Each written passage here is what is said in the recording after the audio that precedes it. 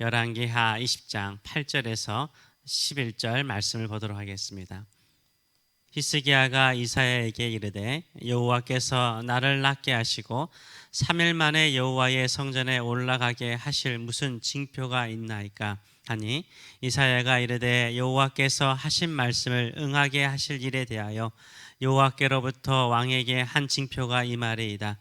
해 그림자가 10도를 나아갈 것이니까 혹 10도를 물러갈 것이니까 하니 히스기야가 대답하되 그림자가 10도를 나아가기는 쉬우니 그리할 것이 아니라 또가 뒤로 물러갈 것이니이다 하니라.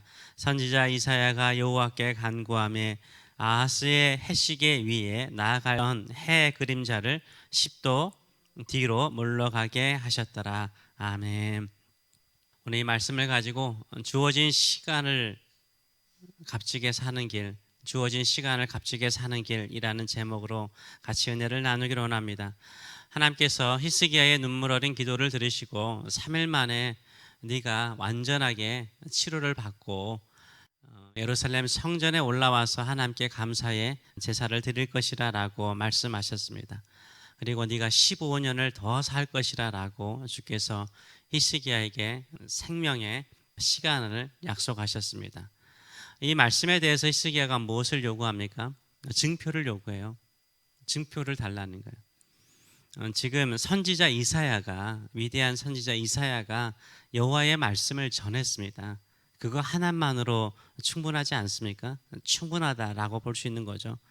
이사야가 무화과 나무 열매로요, 그것을 히스기야의 상처에 발랐습니다. 그래서 나았어요. 더 확실하지 않습니까?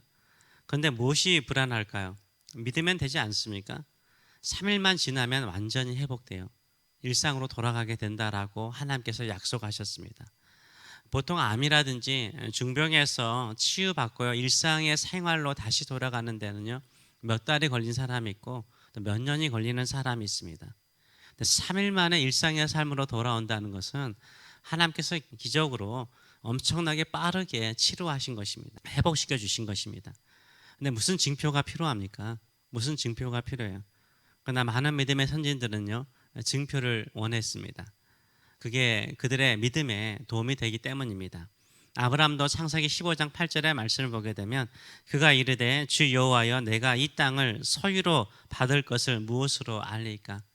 하나님께서 이 가나안 땅을, 내가 지금은 나그네로 살고 있는 가나안 땅을 나에게, 나의 후손들에게 주신다라고 약속하시는데 내가 어떻게 그것을 알 수 있어요? 한번 증표 주세요라고 이야기하시죠.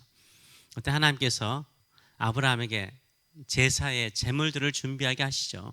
그리고 거기에 절반으로 나누고 밤에 횃불로서 그 자리를 지나가시며 언약의 증표를 보여주셨습니다. 또한 이 기드원, 사사기에 나오는 기드원도요, 하나님께서 큰 용사여 부르면서 이 미디안 족속에서 이스라엘을 구원할 구원자로 너를 삼았다라고 말하니까 나같이 미약한 사람이 어떻게 이스라엘 민족을 구원할 수 있습니까? 라고 말하면서 내가 너와 함께 하겠다. 그럼 증표 주십시오. 그래서 증표를 달라고 그러죠. 사사기 6장 17절 말씀 보게 되면 기드원이 그에게 대답하되 만일 내가 주께 은혜를 얻었사오면 나와 말씀하신 이가 주 되시는 표징을 내게 보이소서. 기드원이 고기와 무교 전병을 준비해서요, 바위에 이거 올려놔요. 지팡이로 여호와의 사자가 치는데 지팡이에서 불이 나온 게 아니죠. 어디서 나오죠? 반석에서, 바위에서 불이 나와서 그 재물을 다 태워버립니다. 하나님께서 증표를 주신 거예요. 어떤 한 부부가요, 결혼 생활하다가 남편이 외국으로 떠나게 되었어요. 아내가 기다려야 되잖아요. 증표를 달라는 거예요. 수건 하나를 줬어요. 수건 하나가 뭐요? 다시 돌아온다는 증표, 기다릴 수 있는 어떤 증표가 되는 거죠. 마찬가지입니다. 믿음의 성도들에게도 증표가 필요하긴 하죠. 증표를 또 하나님께 주세요. 왜 주실까요? 우리의 믿음이 약한 것을 아시기 때문인 거예요. 우리가 뭔가를 붙잡을 수 있는 증표를 주세요. 혹시나 내가 하나님의 약속의 말씀을 붙들고 삶에도 불구하고 내 믿음이 약할 때가 많고 내 마음이 약해질 때가 있습니까? 증표를 달라고 기도하세요. 하나님 우리의 믿음의 약함을 아시고 증표를 주십니다. 그런데 우리 안에 가장 확실한 증표가 있습니다. 그건 뭘까요? 성령이세요. 성령. 성령께서 우리 안에 내주하신 것만큼 확실한 증표는 없어요. 성령께서 우리 안에 내주하시는 것이 가장 확실한 증표예요. 성령께서 나와 함께 하심을 믿고 살아가시면, 또 약속 붙들고 나가면 성령께서 우리의 마음에 평강을 주세요. 기쁨을 주세요. 이길 수 있는 힘을 주시는 줄 믿습니다. 이런 성령의 증표를 가지고 살아가시는 저와 여러분 되시길 축원합니다.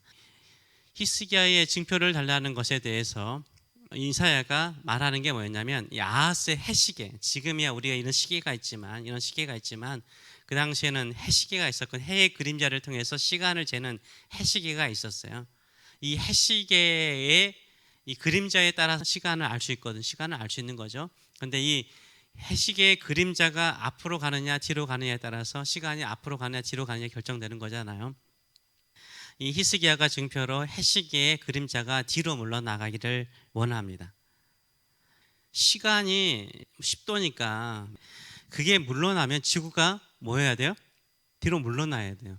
자전이 하지 말아야 돼. 이건 물리적으로 일어날 수 있을까라는 생각을 갖잖아요. 우리가 가능할까라는 생각을 가질 수 있어요. 상징적인 의미라고 이해를 할 수 있는데요, 시간은요 기계적이지 않습니다. 상대성 이론이라든가 지금은 블랙홀 이론을 따지면요, 시간은 빨리 흘러가는 공간이 있고요, 느리게 흘러가는 공간이 있는 거예요. 예를 들면 45도 각도로, 이게 중심점이고 45도 각도로 이렇게 원주를 그린다고 합시다. 그러면 기준점에서 원주를 그리면 원주의 길이가 짧죠. 기준점을 기준으로 해서 45도 각도로 원주를 이렇게 그리면 멀어지면 멀어질수록 원주의 길이가 길어지죠. 그렇죠? 원주의 길이가 길어지는 거예요. 그러면 기준점에 서서 볼 때 시간의 길이가 달라지는 거예요. 그래서 만일 기준점에 가까우면 가까울수록 원주가 짧고, 기준점에서 멀어지면 멀어질수록, 죄송합니다, 하여튼간에 과학 시간 아닌데, 원주가 길어져요. 멀어지면 멀어질수록 원주의 길이가 길어지는 거예요. 시간이 어디가 더 빠를까요? 빨리 흐를까요? 흘러간다고 한다면 어디가 더 빨리 흘러갈까요? 멀어지면 멀어질수록 각 시간이 빨리 흘러가는 거예요. 한번 생각을 해보세요. 여기에서 기준점에서 가까우면 원주가 1m라고 합시다. 저 멀리는 100m라고 합시다. 100m라고 해요. 근데 한번 딱 하는 순간에 1m를 걷는 사람이 1m를 한두 발을 걸으면 끝나버리잖아요. 100m에 있는 원주에 있는 거리에 있는 사람은 같은 시간에 걸어야 되기 때문에 100m를 엄청나게 빨리 달려야 되는 거예요. 이해가 좀 되시죠? 그래서요, 여러분, 우리가 지구에 있더라도 시간이 다른 거 아셔야 돼요. 지구의 핵에 가까우면 가까울수록 시간은요 느리게 흘러가요. 해변가가 시간이 미세하게 느리게 흘러가요. 에베레스트는 지구에서 핵에서 멀죠. 중심에서 멀죠. 시간이 빨리 지나가요. 우주로 생각해 보세요. 그러면 중심점이 멀어지면 멀어질수록 시간이 빨리 흘러가죠. 이게 물리학에서 지금 증명하고 있는 것이거든요. 하나님은 충분히 그것을 할 수 있고, 지금 인간이 그것을 지금 발견하고 있는 거예요. 저는 그것을 보면서 느끼는 것 중에 하나가 뭐였냐면, 시간이 하나님과 가까워지면 가까워질수록 시간은 어떻게 흘러간다고요? 느리게 흘러간다니까요. 하나님과 가까워질수록 시간은 느리게 흘러가요. 하나님과 멀어지면, 우리 인생의 중심인 하나님과 멀어지면 멀어질수록 시간은요 빨리 흘러가요. 엄청나게 빨리 흘러가요. 우리가 인생을 살아가면서요, 이 세상 속에서 막 부지런히 살아요. 시간 얼마나 빨리 흘러가는지 몰라요. 그냥 광선처럼 흘러가요. 빛처럼 흘러가요. 근데 내가 매일 하나님과 만나잖아요. 하나님의 임재와 하나님의 역사와 하나님의 인도를 받잖아요. 시간이 다 값지기 때문에요, 시간이 늦게 흘러가는 것처럼 느껴지고 그렇게 살아요. 또 정말로 주어진 시간 속에 값진 인생을 사는 거예요. 하나님께서요 히스기야를 통해서 하시는 것은 뭐예요? 하나님을 가까이 함이 복인 거예요. 또 하나님을 가까이 하는 것이 영생의 삶인 거예요. 내가 갇힌 시간에 다른 사람과 살지라도 다른 인생을 살아요. 확실히 다른 인생 살아요. 그리고 더 먼 미래를 준비하고 살아가는 인생을 살게 되는 것입니다. 근데 히스기야는 시간에 관련되어 있어요. 해시계도 시간이요. 히스기야는 죽음의 자리에서, 지금으로 말하면 말기암 환자에서 생명을 얻었어요. 몇 년을 하나님께서 또 생명의 연장의 시간까지 주셨어요. 몇 년이라고요? 15년. 저도 코비드 19으로 한번 죽을 수 있다라는 생각을 잠시 한 적이 있거든요. 이게 인생에 얼마나 큰 도움이 되는지 몰라요. 내가 죽을 수 있다라는 생각할 수 있는 시간을 히스기야는 가졌고요. 자기에게 주어진 시간이 15년이라는 것을 알게 되었어요. 15년이라는 것을 알게 되면 뭐요? 인생을 준비하고 계획할 수 있는 거잖아요. 우리가 인생을 살면서 어느 누구도요, 내가 몇 년 살 것인가 아는 사람 한 사람도 없어요. 누구만 알아요? 지금 히스기야만 알고 있어요. 하나님께서 히스기야에게 특별한 은총을 베푸신 거죠. 시간을 정해 놓으신 거죠. 하나님을 가까이 하면 그의 인생이 값진 거예요. 하나님을 멀리하면 값지지 않는 거예요. 나중에 보겠지만은 이 히스기야의 아들이 있는데 므낫세라는 아들이에요. 이 아들은 나라를 통치하는데 몇 년을 통치하냐면 55년을 통치해요. 히스기야는 25세에 통치한 25세의 왕이 됐죠. 29년을 통치했어요. 몇 년이에요? 몇 년 살았어요? 54년 살았어요. 아들은요, 나라를 통치하는데 55년을 통치했어요. 우리가 볼 때 인간적으로 55년 통치하니까 복이 있는 것 같죠. 히스기야는 더 짧게 살았죠. 그러나 성경에 보게 되면 히스기야만큼 기도로 값진 인생 산 사람 없어요. 보람 있는 인생을 산 사람 없어요. 그런데 히스기야는 해시기가 뒤로 물러나기를 원해요. 왜 그럴까요? 그래도 자기가 그렇게 하나님과 연합하며 살았음에도 불구하고 부족함이 많거든요. 다시 시작하고 싶은 거예요. 다시 출발할 수 있으면 출발하고 싶은 마음을 심리적으로 보여주는 거죠. 우리 인생을 살아가면서 후회할 때가 있잖아요.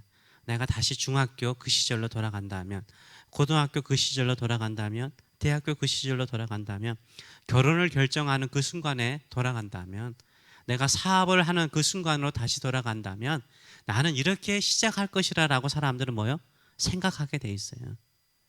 하나님의 은혜 안에 있는 사람은 다시 시작할 수 있는 줄 믿습니다.